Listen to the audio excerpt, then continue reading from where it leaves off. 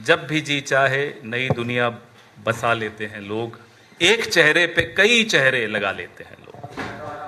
चुनाव आयोग कई कई चेहरे लगा रहा है, एक नाम चेहरे अनेक, एक चेहरा नाम अनेक, एक चेहरा एक नाम पते अनेक, वोट अनेक। 7 अगस्त को श्री राहुल गांधी ने, आप सब ने देखा, आप सब वहां थे, एक भारत की राजनीति में भूचाल उस दिन राहुल गांधी की प्रेस वार्ता से आया, जिसका असर सत्तारूढ़ दल को आज तक महसूस हो रहा है। 7 दिन 6 दिन तो ये सदमे में रहे, इन्हें समझ में ही नहीं आ रहा था करें क्या। फिर इन्होंने क्या किया, फिर इन्होंने अनुराग ठाकुर जी को कल प्रेस कॉन्फ्रेंस के लिए बुलाया, और अनुराग ठाकुर जी की प्रेस कॉन्फ्रेंस में जो खुलासे हुए, उससे चुनाव आयोग की भूमिका और संगीन हो गई है। ये हमारे जो साथी हैं अनुराग ठाकुर, गोली मारो, गोली मारते कहीं हैं, निशाना कहीं और होता है, लग कहीं और जाती है। निशाना था कांग्रेस पार्टी की तरफ, लगी चुनाव आयोग को जाकर, और चुनाव आयोग अभी घबराया हुआ है कि ये एक और गोली बीजेपी से भी आ गई। 6 लोकसभा क्षेत्रों के आंकड़े भारतीय जनता पार्टी ने कल अपनी प्रेस वार्ता में जारी किए, लोकसभा चुनाव 2024 के आंकड़े। रायबरेली, अमेठी, गोल्डन हार्बर, कन्नौज, ऐसे 6 थे, और साबित करने की कोशिश की कि इन 6 के 6 लोकसभा क्षेत्रों में फर्जी वोटिंग हुई है, फर्जी वोटर हैं, वोटर लिस्ट गड़बड़ है। धन्यवाद अनुराग ठाकुर जी, पूरा देश आपको भी धन्यवाद दे रहा है। अचानक रुचि आ गई भारतीय जनता पार्टी की ये फेक वोटर लिस्ट में, अभी तक नहीं थी। अभी तक हम बोलते थे तो हमें तो नोटिस दे दिए जाते थे, ट्रोल कर दिया जाता था, आप लोग भी शाम को ट्रोल करते थे स्टूडियो में हमें, कोई बात नहीं। लेकिन अब अचानक बीजेपी को भी इंटरेस्ट आ गया, साहब fake voter list. Rahul Gandhi जब प्रेस वार्ता कर रहे थे 7 अगस्त को, लगभग 2:30 बजे प्रेस वार्ता चल रही थी, 2:30 बजे नोटिस आ गया चुनाव आयोग का, हलफनामा दीजिए।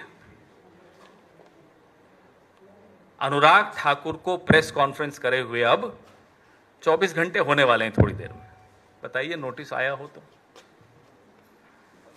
नंबर 1, जो हम कह रहे थे एक विधानसभा क्षेत्र महादेवपुरा के लिए, उसके आंकड़े लाकर, उन आंकड़ों को लाने में हमें 6 महीने लगे, क्योंकि वो प्रिंटेड 7 फुट ऊंची ढेर आपको कागजों का दिखाया, सैकड़ों किलो वजन, एक विधानसभा क्षेत्र महादेवपुरा। 6 महीने लगे कांग्रेस पार्टी को, क्योंकि इलेक्ट्रॉनिक वोटर लिस्ट हमें नहीं दी गई।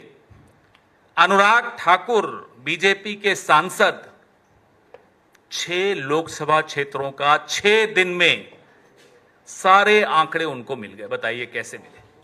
हमारा सवाल है, हमारा सवाल चुनाव आयोग से भी है, हमारा सवाल बीजेपी से भी है।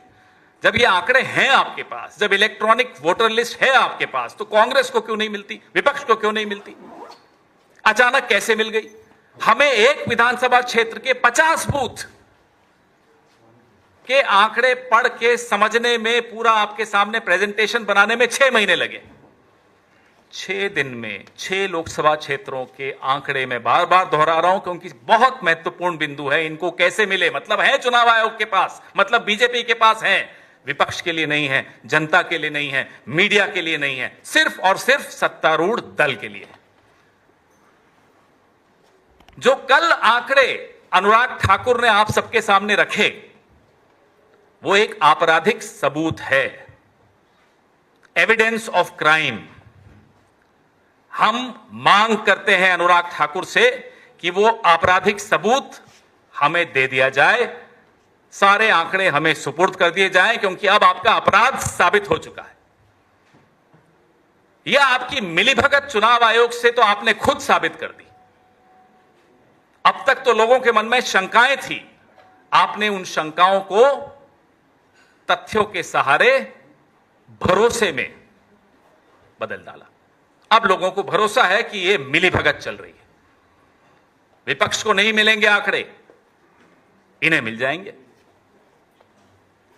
नंबर 2, अब आपके पास सारे आंकड़े आ ही चुके हैं, तो जनाब वाराणसी की पेन ड्राइव हम सब इंतजार कर रहे हैं। प्रियंका गांधी वाड्रा जी के लोकसभा क्षेत्र के लिए अनुराग ठाकुर जी हंसते हुए उछलते हुए बोलते, देखिए 93,000 फर्जी वोट। भाई थोड़ा सोच लेते बोलने से पहले, जीती कितने वोटों से है? 4,10,000 वोटों से जीती हैं।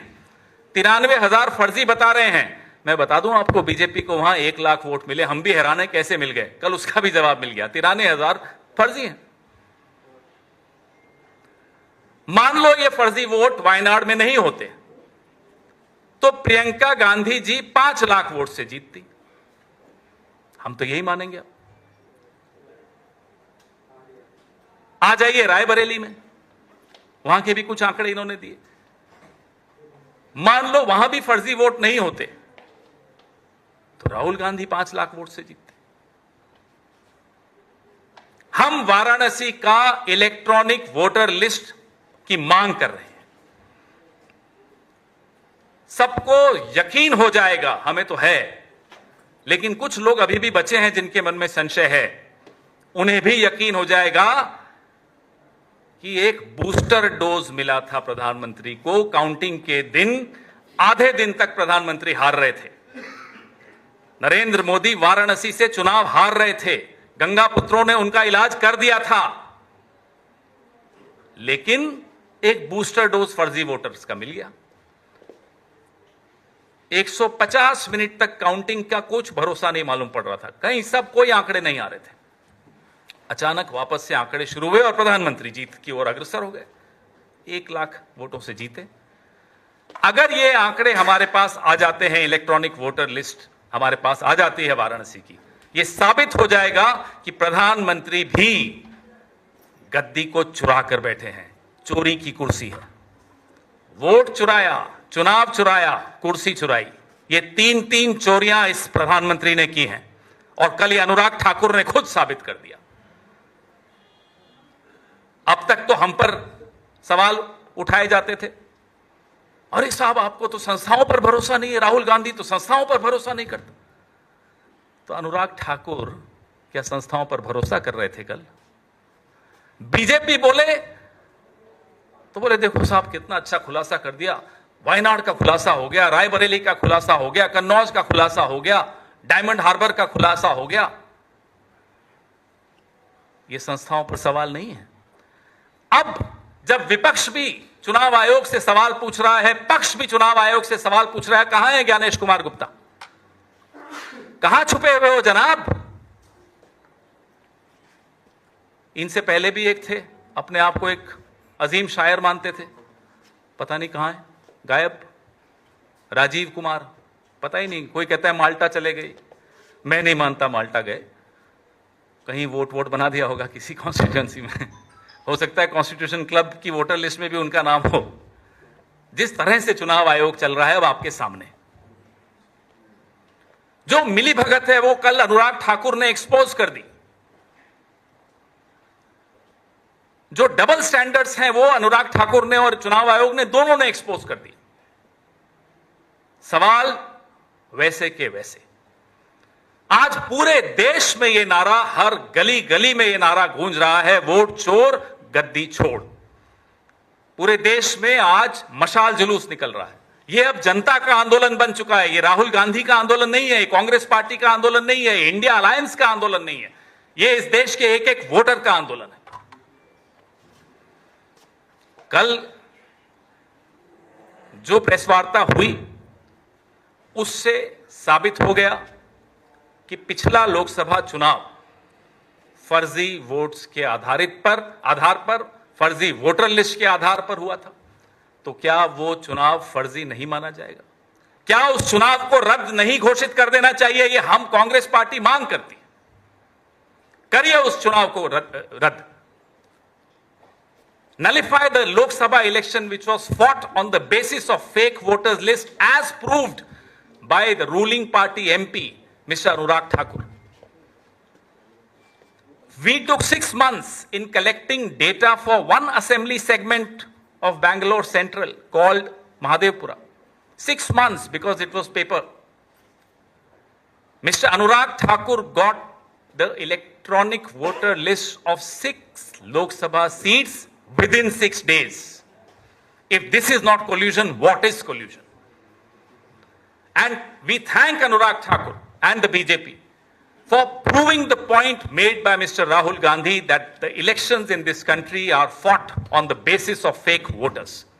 We demand from the Election Commission, we demand from Anurag Thakur, because he has access to the electronic voters lists. We demand from Anurag Thakur, please make the data, the electronic voter list data of Varanasi public. We know that the Prime Minister does not deserve to be where he is. Based on fake voters, he barely managed to win the Lok Sabha seat of Varanasi in 2024. हमें मालूम है जवाब नहीं आएंगे यहां से, हमें मालूम है इनका मुंह बंद हो चुका है, लेकिन ये जो आपराधिक सबूत कल ये देकर चले गए, गलती से दिया, जानबूझकर दिया, क्योंकि ऊपर भी आजकल बड़ा झगड़ा आपस में चल रहा है, वो आपको लगता है सिर्फ कॉन्स्टिट्यूशन क्लब के चुनाव में, ऐसा नहीं है।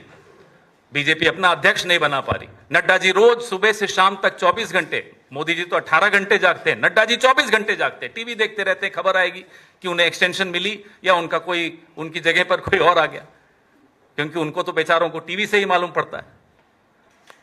आपको मालूम है आपके चैनल्स की टीआरपी अगर बढ़ी है पिछले 6 महीने से, तो नड्डा जी की वजह से बढ़ी है। देखते रहते हैं, खबर आएगी, breaking news, flash, Nadda ji हटाए गए, नड्डा जी को एक्सटेंशन मिला। तो यह स्थिति भाजपा के अंदर की है। It's a lame duck government. And what mister Anurag Thakur did yesterday is he left a smoking gun. आपको मालूम है स्मोकिंग गन क्या होती है? वो एक ऐसा सबूत होता है जो दुनिया की हर अदालत स्वीकार करती, क्योंकि वो ऐसी गन होती है जिससे धुआं निकल रहा है, सबूत है कि साहब इसी गन से गोली चली। वो गन, गोली, ये अनुराग ठाकुर जी के आसपास बड़ा सही बैठता है, इसलिए मैं यही उदाहरण दे रहा हूं आपको। तो गोलीमार ने जो कल गोली चलाई, सबूत आपके सामने छोड़ के चले गए कि भारतीय जनता पार्टी को जब चाहे, जैसे चाहे, इलेक्ट्रॉनिक वोटर लिस्ट चाहे, जो चाहे, चुनाव आयोग दूम हिलाते हुए, माफ कीजिएगा, दूम हिलाते हुए दे देता है। और हम दे चिट्ठी, ले चिट्ठी, दे मीटिंग, प्रोटेस्ट, मशाल जुलूस करते रहे, हमें कुछ नहीं मिलने वाला। वाराणसी में एक शख्स है राजकमल दास, नाम बड़ा गौर फरमाइएगा, राजकमल दास। 45 बच्चे हैं साहब उनके वोटर लिस्ट के हिसाब से, नाम से समझ में आ जाता है कमल का राज रहे, इसलिए वो बेचारे ऐसे दास बन गए कि 45 बच्चे एक वोटर लिस्ट में, एक पते में, एक परिवार के। अब पता चला आपको ये घर घर मोदी कैसे जीते? ये क्या है हर हर मोदी? ऐसे बने। हैरान मत होइए कि आज पूरी दुनिया में नरेंद्र मोदी जी का सम्मान क्यों खत्म हो गया।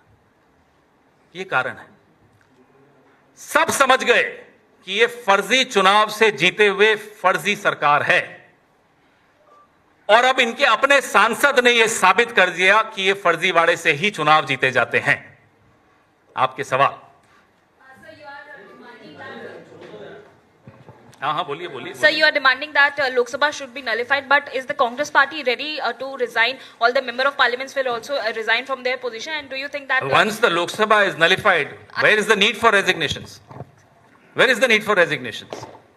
Ask them to dissolve the parliament. Everything you want the Congress to do first. We expose the fraud, you don't support us.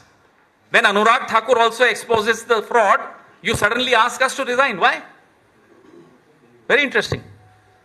Sir, we did support you, but sir, a second question, what you have mentioned about the Varanasi seat. Now a fact check has been done, and that particular address which you are mentioning, that is basically a mud. Saints who are being present there, they are saying that we have mentioned the name of our guru as the father's name, and that. No, whatever you say, it's not just one example. There are hundreds of examples, and then they keep coming back with clarifications. Fact of the matter is, Mr. Anurag Thakur has exposed that the voters list in this country, he has exposed 6 Lok Sabha seats. We could only afford to expose 1 Vidhan Sabha of 1 Lok Sabha because we didn't have access to the electronic voter list. Mister Anurag, चलिए हमारी मत मानिए, अनुराग ठाकुर की तो आप हमेशा मानते थे, आज भी मान लीजिए ना कि फर्जी वोटर लिस्ट से काम हुआ है पूरा. Don't go by what Rahul Gandhi says. We know you won't. But at least go by what the ruling party MP says, because you treat their word as the gospel truth. For the last 11 years, that's what you've been doing. पवन जी, या मैं election mike sir, election commission की तरफ से सूत्रों की तरफ से ये कहा गया है. सूत्र या ज्ञानेश? नहीं, ज्ञानेश जी ने नहीं, ज्ञानेश गुप्ता ने नहीं बोला. नहीं, ये कहा गया है कि आप, अब ये सूत्र कौन है, पहले तो उसका नाम बताइए. ये कहा जा रहा है कि आप लाखों जो एजेंट बनते हैं, जो जब चुनाव की प्रक्रिया होती है, जो टीचर्स, आंगनबाड़ी, उनकी इंटेग्रिटी पर भी आप सवाल उठा रहे हैं. आप देखिए अब उनके पीछे छिपेंगे.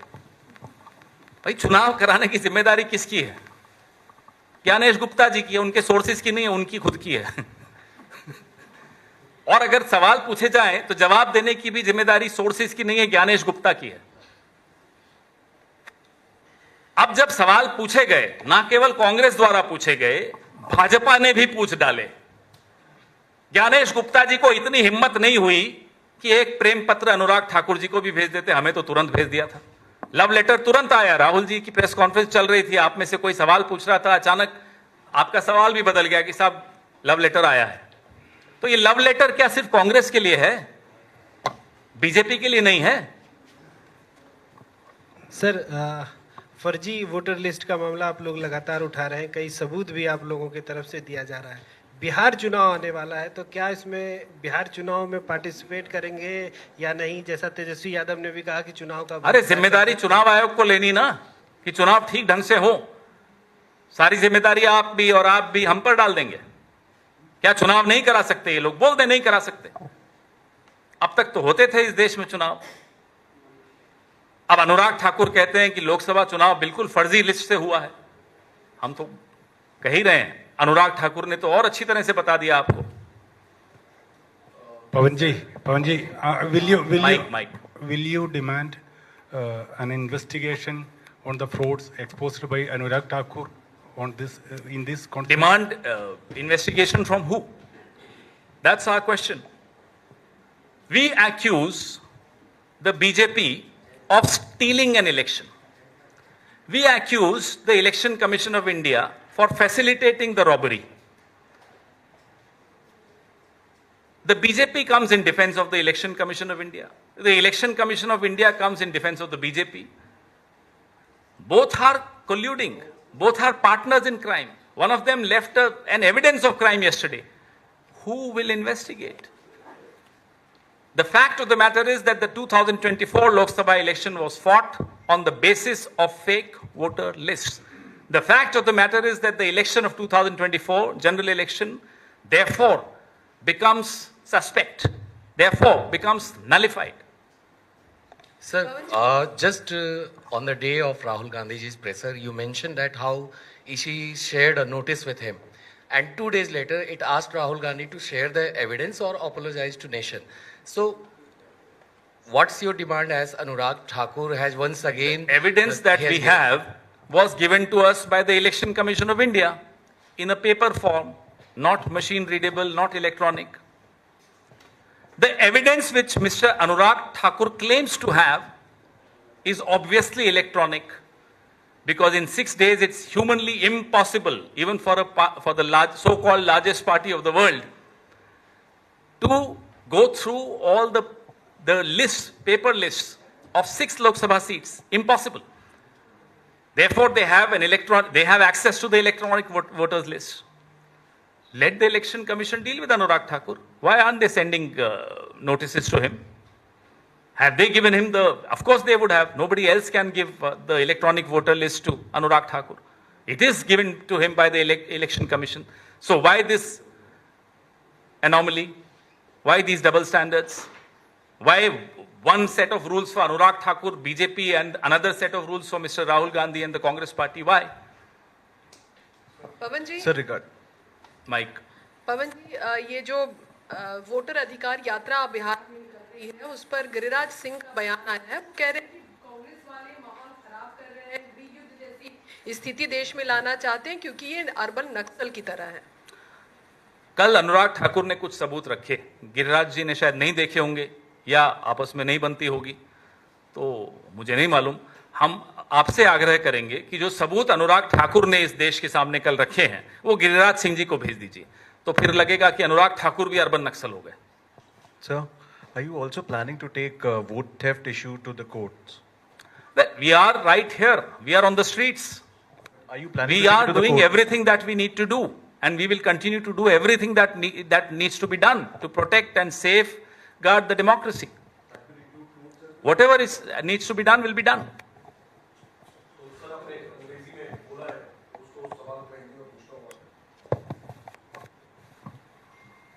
अंग्रेजी में हालांकि आपने बोला है, मैं हिंदी में भी पूछना चाहता हूं कि आप लोग मांग कर रहे हैं कि लोकसभा चुनाव को रद्द किया जाए, तो हम क्या सवाल पूछ रहे हैं, क्या लोकसभा चुनाव को रद्द नहीं करना चाहिए? आप बताइए, जब आपके अपने सांसद 6 सीटों का आंकड़ा आपके सामने रख रहे हैं। तो क्या पहल करते हुए कांग्रेस के जो सांसद हैं, क्या वो इसकी पहल करेंगे? आप इस्तीफा संसद देकर? को भंग कर दीजिए ना, हर चीज कांग्रेस से ही मांगोगे।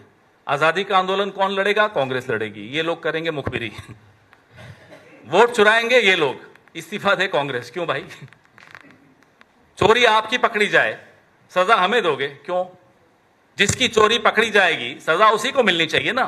चोरी ना केवल पकड़ी गई हमारे द्वारा, अनुराग ठाकुर ने खुद अपने आप को चोर घोषित कर दिया और चुनाव आयोग को अपना साझेदार घोषित कर दिया।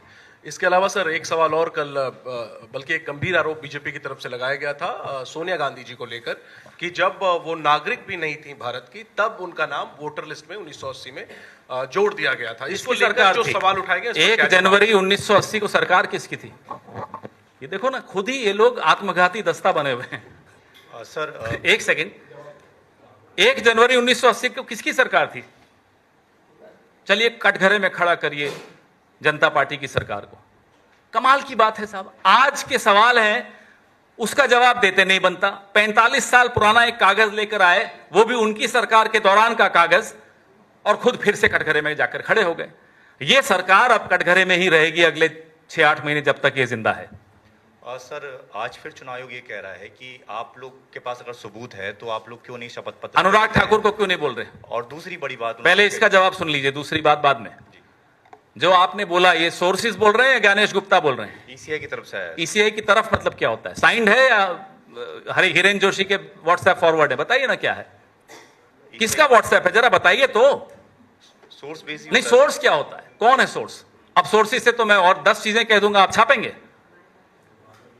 कौन है सोर्स बताइए तो। हिरेन जोशी है, ज्ञानेश गुप्ता है, वो अजीम शायर है, कौन है वो राजीव कुमार, कौन है? सर ये भी अरे ये क्या मतलब है साहब? सोर्स ने कह दिया कि राहुल गांधी पर आरोप लगा दिया। सोर्स कौन है? Who is this ECI source? हिम्मत नहीं है सामने आने की। हिम्मत इसलिए नहीं है कि सोर्स सिर्फ राहुल गांधी के लिए जवाब देता है, अनुराग ठाकुर पर नहीं सवाल खड़े करता। क्यों डरते हो अनुराग ठाकुर से? उसमें यह भी कहा गया सर कि वोट चोरी का जो आप नारा दे रहे हैं उसमें आप करोड़ों मतदाताओं को भी गाली दे रहे हैं। हम किसी को नहीं गाली दे रहे, जो चोर है उसको मालूम है उसी को गाली पड़ रही, इसीलिए वो सोर्सेज के माध्यम से आपको जवाब दे रहा है। 2 चोर हैं, एक ने कल प्रेस वार्ता कर दी थी, गोली चलाई हम पर, लगी चुनाव आयोग को। तभी तो कैबिनेट से बाहर कर दिए गए, गोली भी नहीं चलानी आती।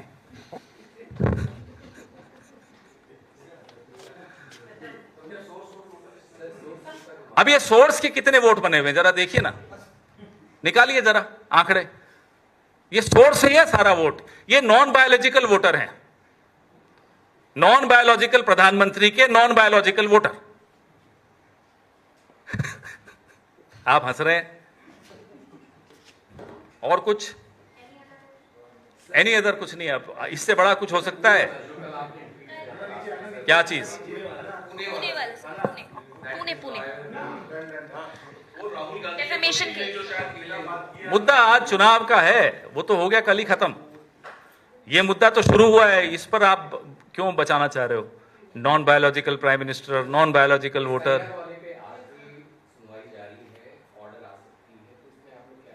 आने दो ऑर्डर, फिर बात करेंगे, जल्दी में क्यों? हम सोर्सेज से नहीं करेंगे, हम खुद सामने बैठकर करेंगे।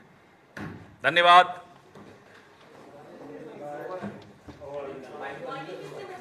साढ़े 12 बस 15 मिनट टी ब्रेक में आ रहा हूं।